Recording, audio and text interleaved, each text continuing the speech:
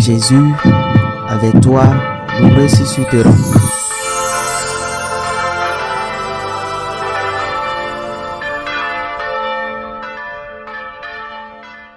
En ce temps-là, Jésus disait à ses disciples, « Amen, amen, je vous le dis, ce que vous demanderez au Père en mon nom, il vous le donnera. Jusqu'à présent, vous n'avez rien demandé en mon nom. Demandez et vous recevrez. Ainsi votre joie sera parfaite. » En disant cela, je vous ai parlé en image. L'heure vient où je vous parlerai sans image et vous annoncerai ouvertement ce qui concerne le Père. Ce jour-là, vous demanderez en mon nom.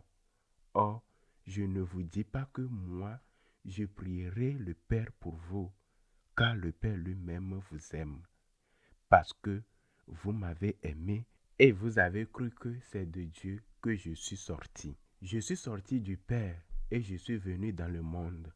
Maintenant, je quitte le monde et je pars vers le Père. Acclamons la parole de Dieu. J'imagine que ce récit est très connu et que la plupart s'en souviennent facilement. Celui de la lampe d'Aladin.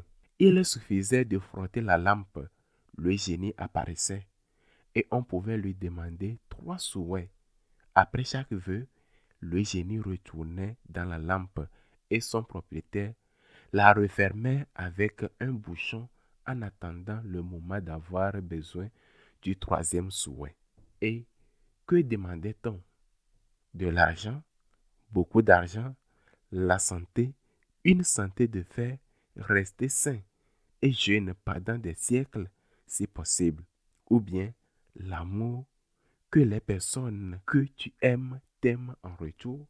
Mais alors le Christ est-il le génie de la lampe d'Aladin? Il n'y a pas longtemps, le pape Léon, lors de sa visite en Afrique, disait « Nous ne pouvons pas faire du commerce avec Dieu. Nous ne pouvons pas faire de Dieu quelqu'un avec qui négocier. Notre relation avec Dieu ne peut pas être une relation commerciale et encore moins un chantage. Si tu ne me donnes pas ceci, moi non plus, je ne te donne pas. Si tu ne m'accordes pas ce désir, j'arrête d'aller à la messe. Si tu ne me l'accordes pas, j'arrête de croire en toi. Ou bien, accorde-moi ce désir et je ferai le pèlerinage. Je donnerai une aumône. Je ferai une promesse de sacrifice. » Il y a toujours en arrière-plan une tentation de commerce dans notre manière de demander à Dieu. Mais Dieu n'est pas le génie de la lampe d'Aladin. Il n'est pas un personnage à notre service. Alors, que devons-nous lui demander? Car le Seigneur nous encourage à demander. Si vous demandez quelque chose au Père en mon nom, il vous le donnera. Mais que devons-nous demander?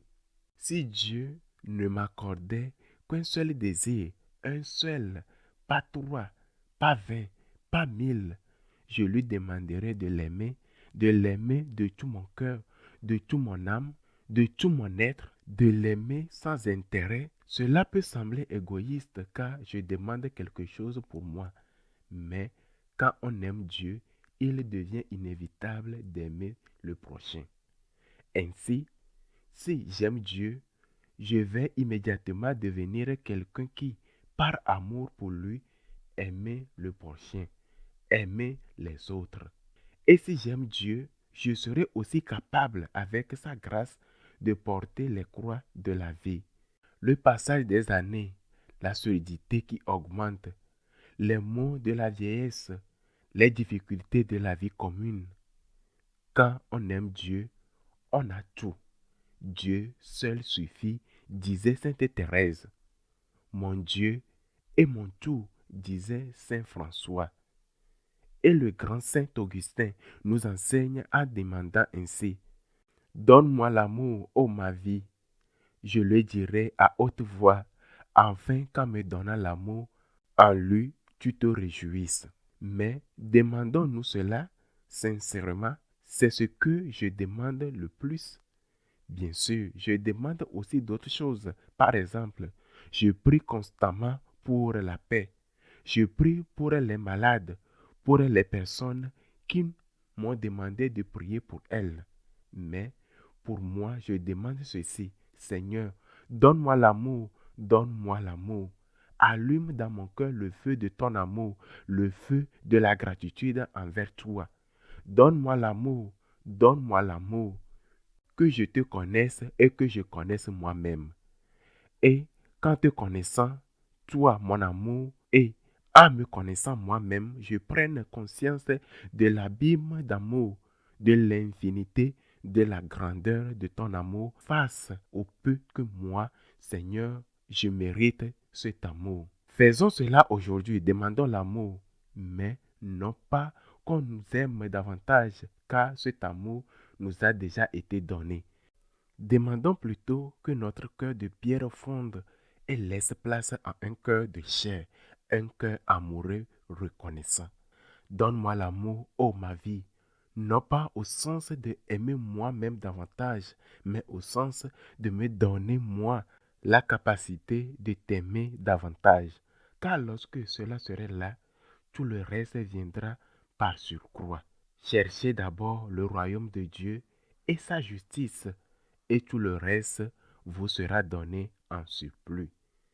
Aujourd'hui, demande à Dieu de pénétrer dans ton cœur, que la porte fermée à double tour de ton âme s'ouvre, que tes rues soient inondées par le torrent de son amour divin, et que, amoureux, tu lui dises, me voici Seigneur, comme Marie, pour faire ta volonté. Donne-moi l'amour, ô ma vie, je le dirai à haute voix, afin qu'en me donnant l'amour en lui, tu te réjouisses. Qu'il soit ainsi.